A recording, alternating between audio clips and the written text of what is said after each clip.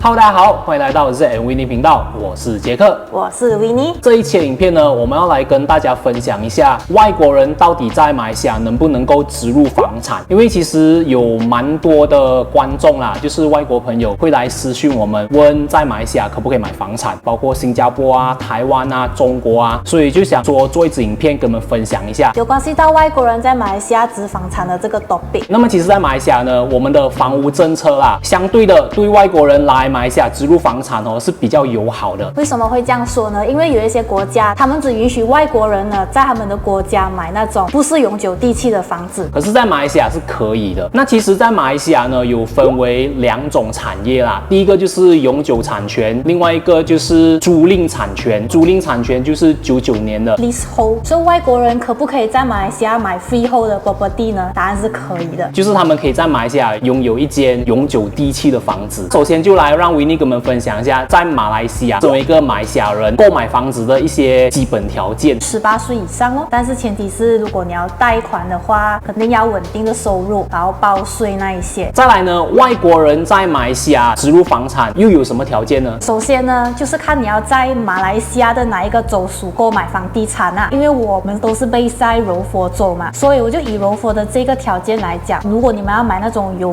地的房子，比如说 landed property， 多数是需要100万以上，马币100万以上。公寓的话呢，在新山这一边，特定的 project 呢，50万以上马币就可以买到了的，但是都是直接是under发展商的一些全新单位啦。如果是讲二手的话来讲呢，是需要政府估价马币100万以上才可以购买。那么外国人可不可以在马来西亚买房的时候跟银行贷款呢？是可以的，主要是你要有稳定的收入，还有刚才我所说的有报税那一些，基本上都是没有什么问题的啦。那除了我刚刚所说的，就是买房子的 minimum amount 的一些条件，就是说100万以上 for landed 的，50万马币以上是 for 公寓那一些的。那除了这一些条件以外呢，外国人所需要给的另外一笔额外的费用，就是外国资产税 （Foreign State Levy）。2%是吧？这个 Foreign State Levy 呢，你怎样都是需要给一个最少20千马币。比如讲，如果你今天买了 Project A 的这个公寓，它的那个买卖房子价格只是一个马币800千而已，这个马币800千的2%就是16千马币嘛。所以16千马币，它并不是要你只是给16千马币，怎样都好，都需要 mini auto 到去一个20千马币。那如果今天你买的这一个公寓是120万马币的话，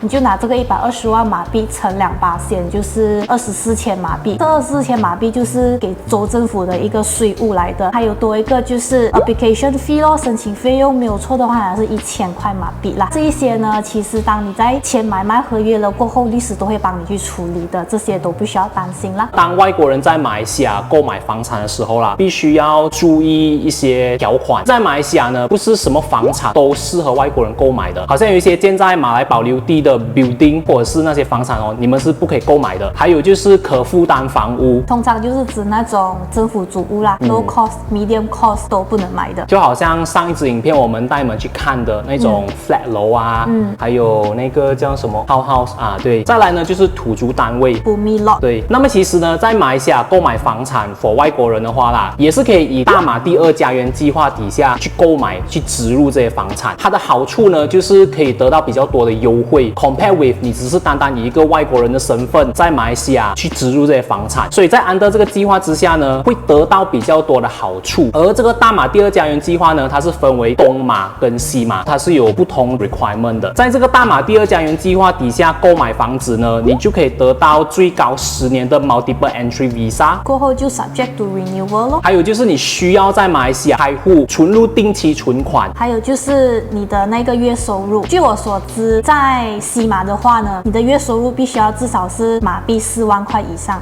但是在东马的话就不需要那么多啦。东马的那一个 requirement 就比较低一点点，其实应该是讲低很多。但是呢，有一些 agent 他们就会 guide customer 去申请东马的第2家园计划，但是在西马也是可以植入房产这样子的一个 concept， 那其实是不正确的。如果你要在西马植入房产的话，然后又要 under 这个大马第2家园计划，你就去申请在西马的大马第2家园计划。如果是东马的话，你要在那边居住、那边购买房子，你就去那边申请，而不是以这种比较灰色地带的方式去申请。这些资料我是建议你们去到这个 MM MM2H 的官网去查询更多，因为其实它不定期的都会更换一些 requirement 的条件。当然，这种条件还是什么的话呢，是需要时间去更改的啦，不是讲随随便便改就改的，他们都是需要通过那种内部的讨论。所以最好呢，就是 refer 回这个官方网站，如果想要知道一些比较 detail 的东西，我们会把这个链接放在影片底下描述栏，所以如果想要知道更多的话，可以去点击查看一下。再接下来呢，其实也是有蛮多住在新加坡的观众啦。那么我们的频道老实讲啦，在新加坡的观众是占大多数的，然后也是会有陆续收到一些 inquiry， 他们就会讲，如果我是来自新加坡的，不管我是新加坡的 PR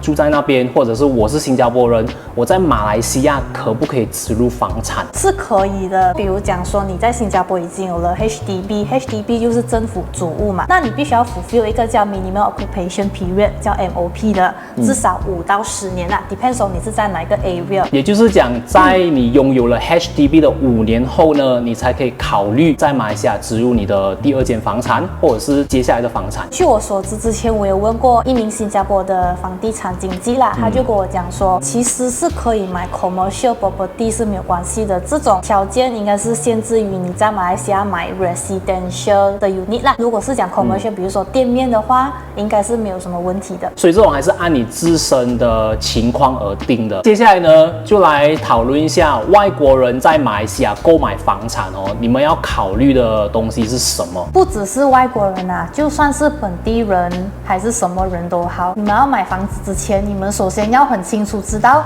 你们买房的目的是什么，投资呢还是自己住？然后呢，你们的预算范围大概是在多少？你们要住怎么样的环境？买自己住的话，我觉得你们先自己做一轮 survey 先会比较好啦，先了解一下自己的财务状况啊，你们自己要些什么东西会比较好 ，before 你们去 engage agent 之前怎样都还是要自己做一些 survey 先的。那自己住其实很简单啦，如果你本身是外国人因为我们这个主题是外国人嘛，打个比方，如果你是新加坡人，你可能觉得大马的文化你很喜欢，又或者是你想要在新山退休，或者是想去槟城退休，这些都是自己的 preferences。你喜欢自己住，你觉得这个 property 适合你，又在你的预算范围之内 ，OK， 你就可以购入。可是讲到投资你还是要去做一些自身的 evaluation， 因为讲到投资的话，是一定会有风险的，不管你是投资在股票啊、房地产啊，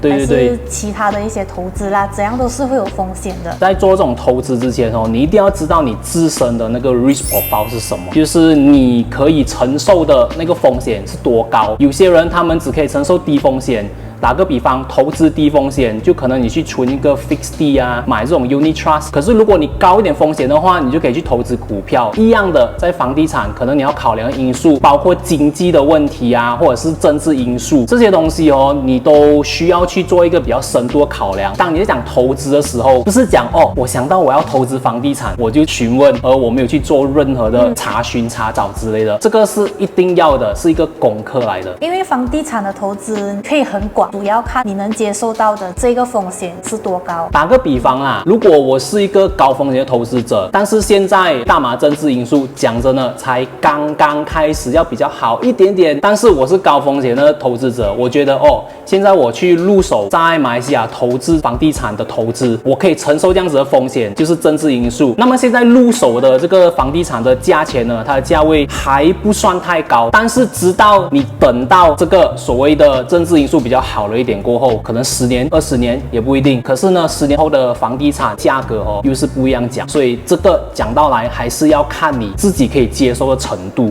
如果要讲到投资这一块，自己住跟投资是很不一样的 concept 来的。因为投资主要讲究的就是回报率嘛，自己住的呢讲究就是 living environment， 为了舒不舒服，距离你工作地点远不远，你的生活圈子是比较 comfortable 在哪一个地方这样子。但讲到来，其实如果要投资的话，还是看自己的可以接受的程度啦，我觉得。因为投资你也可以投资住宅，住宅的话就是长租咯，或者是你以 long term 来看的话，因为现在 land 都是比较有价值嘛，所以就会有那个增长的空间。如果你要投资的话，另外一方面也可以投资于店面，店面也是房地产的一种，所以